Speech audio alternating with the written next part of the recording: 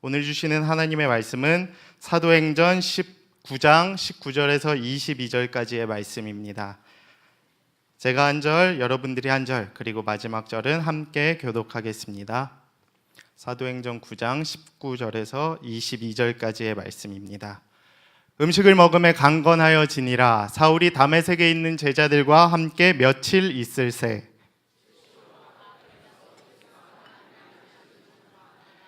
듣는 사람이 다 놀라 말하되 이 사람이 예루살렘에서 이 이름을 부르는 사람을 멸하던 자가 아니냐. 여기 온 것도 그들을 결박하여 대제사장들에게 끌어가고자 함이 아니냐 하더라.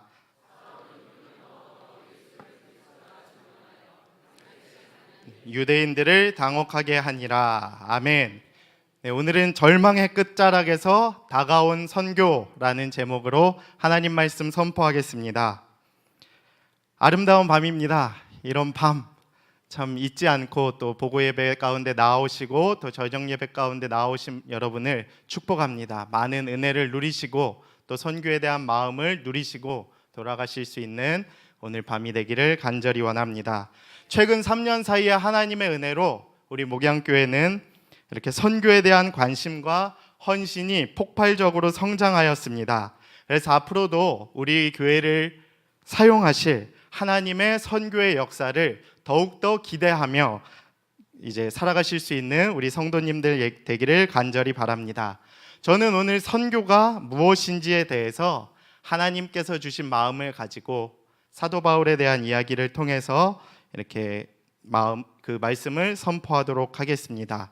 오늘 본문 말씀은 예수님을 핍박했던 사울, 그 바울이 이제 예수님을 환상 중에서 만나고 회심을 합니다.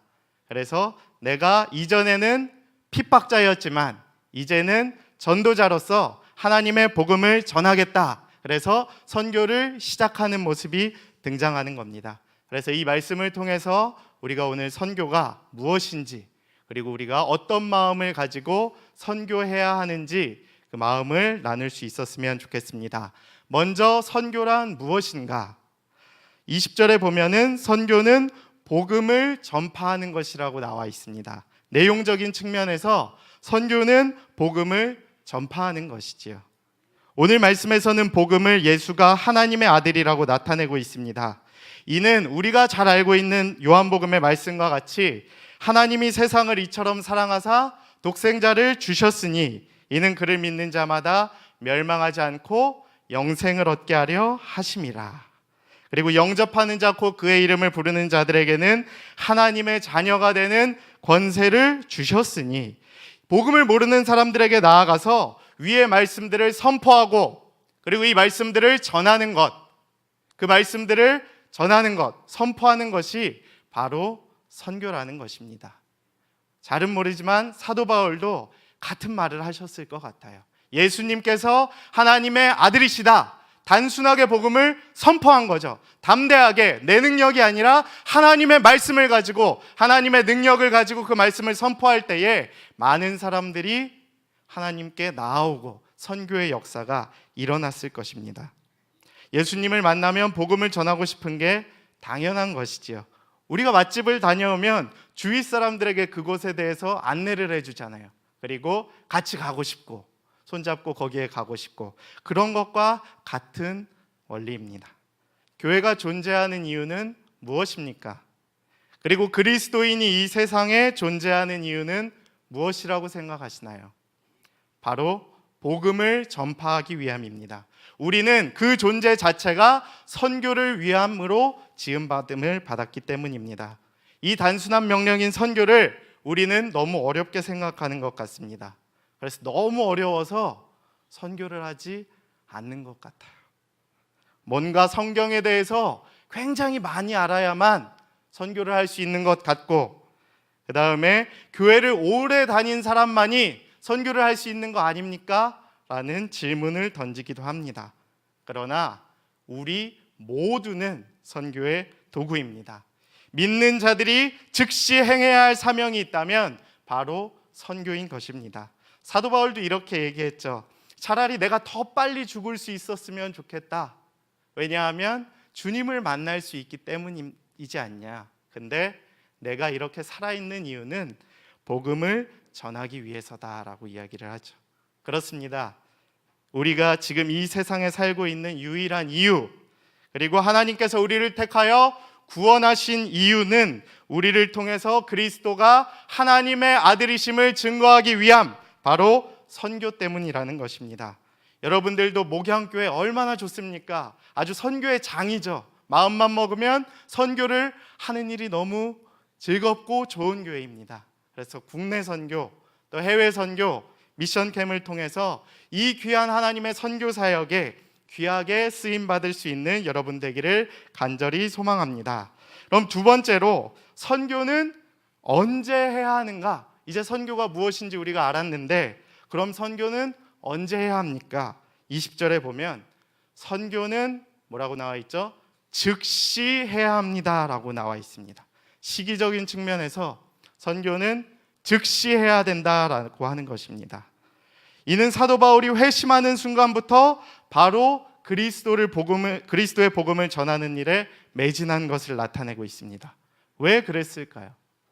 왜 사도 바울이 즉시 복음을 전했을까요? 아는 것도 없고 믿은 지도 며칠 되지 않은 사람이 낳자마자 왜 복음을 전했을까요? 왜 즉시 전했을까요? 아무도 뭐라 하는 사람이 없었을 텐데 받은 은혜가 컸기 때문이죠. 그리고 그 복음을 전파하는 일이 시급했기 때문입니다. 그리고 꼭 해야 됐기 때문이죠. 그리고 자기가 좋아서, 예수님이 나를 이렇게 구원해 주신 그 은혜가 너무 감격스러워서 전했던 것이죠. 그래서 디모데에게도 권면하지 않습니까? 너는 말씀을 전파하라. 때를 얻든지 못 얻든지 항상 힘쓰라 라고 이야기를 하시죠. 여러분들도 이 말씀에 귀 기울이실 수 있게 되기를 바랍니다. 그래서 내가 성경에 대한 지식이 없고 혹은 복음을 전할 만한 상황이 되지 못한다는 이유로 복음을 전하는 일을, 선교하는 일을 회피하지 않으시기를 바랍니다. 언제나 바로 지금, 즉시가 선교를 하기에 가장 좋은 때입니다. 제 옛날 생각이 생각났어요. 어려서부터 이제 하나님을 믿고 대학생이 되면 하나님의 일을 위해 열심히 헌신해야지, 그래서 해외 선교도 가야지 라는 생각을 가지고 있었어요. 그래서 20살이 되기만을 기다렸습니다. 근데 제가 30살이 됐을 때 어떤 일이 일어났을까요?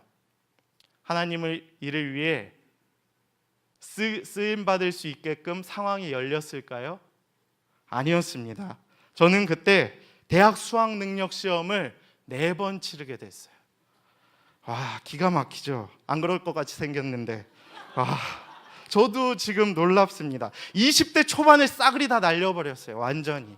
그 가운데에서 선교도 좀 하고 싶었고, 어렸을 때 그 하나님을 만났던 그 기쁨만으로 그것을 담대하게 전하고 싶고 후배들에게도 보여주고 싶었는데 길이 안 열리고, 또 제 스스로 그 욕심을 부려서 해외 선교를 결국 한 번도 안 가게 됐습니다.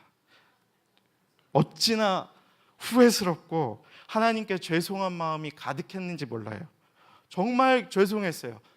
내 욕심 때문에 하나님의 일을 그르쳤다라는 그 생각이 20대 초반의 저를 5, 6년 동안 지배하기 시작했습니다. 그래서 저는 지금 이렇게 선교위원회에서 선교 담당으로 쓰임받게 되는 것이 너무 감사해요.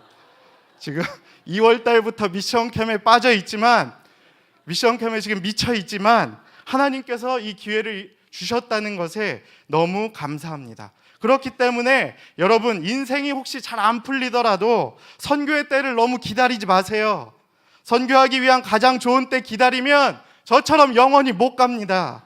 복음을 전할 만한 충분한 실력을 갖출 때, 복음을 전하기에 적합한 때를 기다리면 결국 복음 전할 때 타이밍 절대 못 잡습니다. 제가 대학부 때 많은 후배들에게 선교를 권면했어요. 제가 해외 선교 못 갔지만 국내 선교 많이 갔거든요.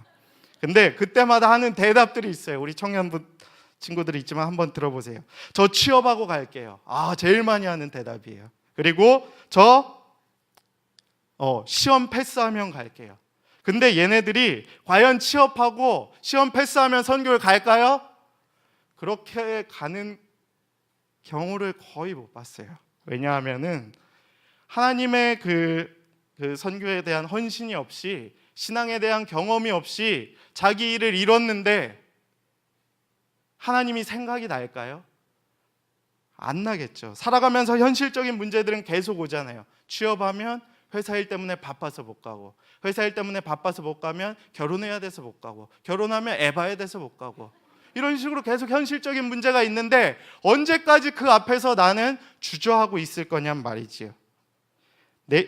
그때마다 신앙과 헌신으로 이겨내야지, 자신의 힘과 능력으로 이겨내봤자 신앙에 대한 경험이 없기 때문에 성장은 전혀 없죠. 그리고 목사님께서 얘기하셨다시피 그런 사람은 오히려 위험한 사람이 될 확률이 높습니다.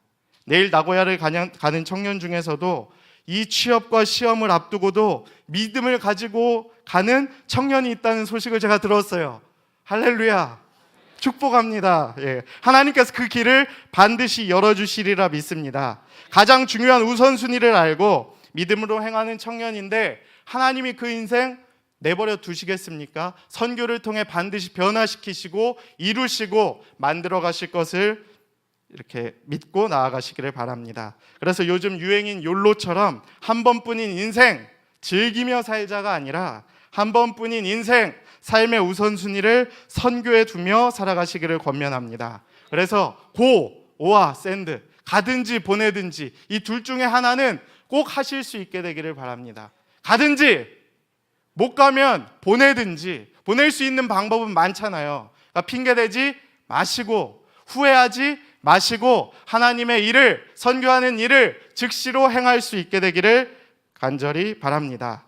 끝으로 선교는 어떻게 해야 되는가? 그럼 우리가 선교가 무엇인지 알고, 그리고 선교를 즉시 언제 해야 되는지 아니까 이제 어떻게 해야 되느냐? 어떻게? How?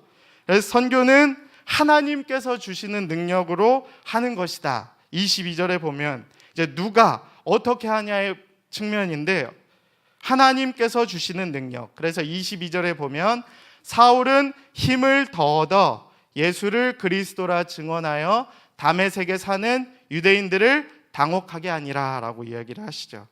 그래서 선교를 이제 사도 바울이 이제 하나님께서 주시는 힘을 통해서 이제 선교를 하기 시작하는 모습이 나타납니다. 근데 선교를 하면서 힘을 더 얻게 됐다라는 것이에요.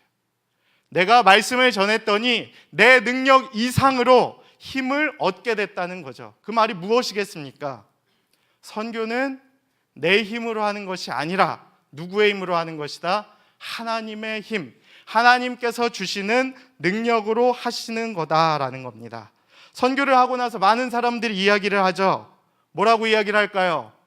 내 힘으로 하는 게 아니다, 내가 안 했다, 하나님이 하셨다라는 이야기를 듣는 경우가 많이 있죠. 맞습니다. 하나님께서는 사명을 주실 때에, 선교를 허락하실 때에 그 사명을 감당할 만한 힘도 함께 주십니다. 그래서 하나님은 단지 사명만 주시고 그 후에는 너희가 알아서 해 라고 하시는 하나님이 아니시라는 거죠. 선교는 하나님이 가장 중요시 여기는 것이기 때문에, 가장 사랑하시는 것이기 때문에 직접 하신다는 겁니다. 그런데 누구를 통해서 하시지요? 우리를 통해서 하십니다. 우리의 믿음과 우리의 순종을 통해서 선교를 하신다는 거예요. 그래서 우리가 하나님 앞에 순종하기만 하면 하나님은 보잘것없는 우리를 통해서 이 세계를 변화시키겠다라고 하셨습니다. 그래서 인생의 절망의 끝자락에서도 순종하는 마음으로 선교의 자리에 나아가면 하나님께서 우리의 삶을 만지시고 우리를 통해 일하신다라는 것입니다. 저 역시도 이런 선교를 통해서 많이 변화가 됐어요. 지금 시간이 없어서 다 얘기할 수는 없지만 그 청소년기에 어두웠던, 힘겨웠던, 또 젊은 시절에 그 하나님 앞에서 무릎 꿇었던 그 눈물의 세월 기간 동안에 정말 힘들었어요. 그래서 이거 계속 살아갈 수 있을까? 정말 이 신앙생활을 하는 것이 맞을까라는 절망의 끝자락에서 서 있었습니다. 근데 그때 다녔던 교회에서 대학부에서 모집했던 국내 선교에 참석하게 되었어요. 그래서 매년 겨울과 여름방학이면 떠났던 국내 선교였는데 그것이 제 삶의 터닝 포인트가 되었습니다. 그래서 무려 7번, 그래서 대관령, 거진, 저 전남, 신안, 지도 전국을 그냥 휘젓고 다니면서 국내 선교에 참여함으로 내 삶이 완전히 변화되었어요. 왜 변화될 수 있었냐 하면 선교란 내가 순종해서 헌신을 드리는 건 줄 알았어요. 드리기만 하면 되는 건 줄 알았는데 아닙니다. 하나님이 오히려 나에게 많은 것을 주시고 사용을 하시더라고요. 나를 통해서 하나님의 능력으로 일하셨기에 그 능력대로 나는 그냥 하다 보니까 내가 변화되는 것을 경험했습니다.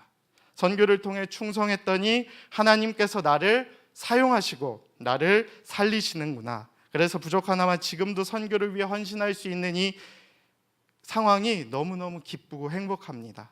나야 어차피 보잘것없는 피조물이었고 복음의 빚진 자였을 뿐인데 내가 뭐라고 조금 충성했더니 하나님께서 이렇게 귀하게 쓰시는구나 라는 것을 느꼈습니다.